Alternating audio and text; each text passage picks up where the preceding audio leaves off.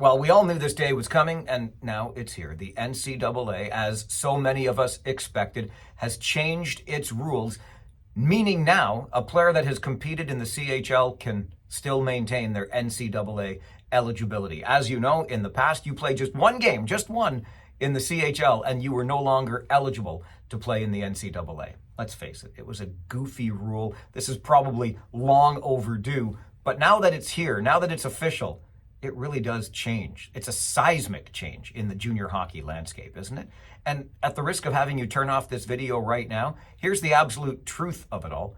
Nobody really knows what happens next, but we can piece together, I think, some of the parts of this puzzle. For example, if you're a CHL team, surely you would like to maintain some sort of commitment from a player over a number of years. If you're trying to build a championship, you're going through that junior hockey cycle, you count on players for 4 or even 5 years. With this rule change, they could now be fleeing to the NCAA after just a couple of years with your program in the CHL. On the NCAA side, if you are a player who has verbally committed to an NCAA program, but now there's a higher caliber CHL player that is eligible in the NCAA, and that program thinks, you know what, that higher caliber player from the CHL fits our needs better. What happened to that verbal commitment that you made? Could impact some of those NCAA hopefuls. Then we've got the other leagues like the USHL and the BCHL, leagues that currently have players toiling in them so that they can maintain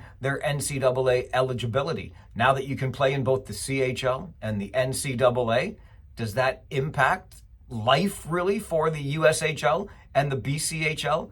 Probably, but it remains to be seen. Here's another couple of things to keep in mind. If you're going to go to the NCAA, you're going to have completed high school. A little more difficult than it sounds sometimes with the schedule in the CHL, so you might not have players jumping over as quickly as you would otherwise think. Also, if you've played in the CHL and you earn yourself an entry-level contract to the National Hockey League, there's only one place you can go after that, and that is back to the CHL because that's a pro contract. There's money attached to it, and the NCAA will still forbid you from playing for them after you've signed that pro contract.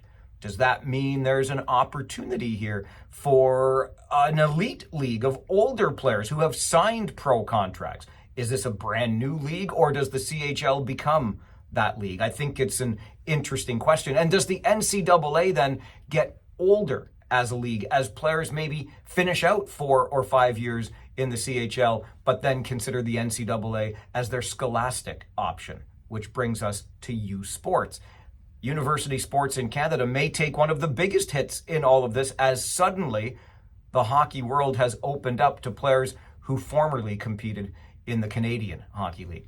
I think we're going to see some players staying closer to home because they have more options closer to home. And in the big picture, here's the thing. This is good for players. They should have options. They should be able to choose what is the best fit for them and maybe their family. We've been asking kids to make decisions as young as 15 about the next 4, 5, and maybe even more years of their lives. So this is definitely good for the players. And I think even though we don't know how all of this dust is going to settle, the important thing is to run a good program. If you run a good program that's attractive to players, you're going to survive and maybe even still thrive in this new hockey landscape. I'm Farwell. It's Friday. We'll see you at the rink.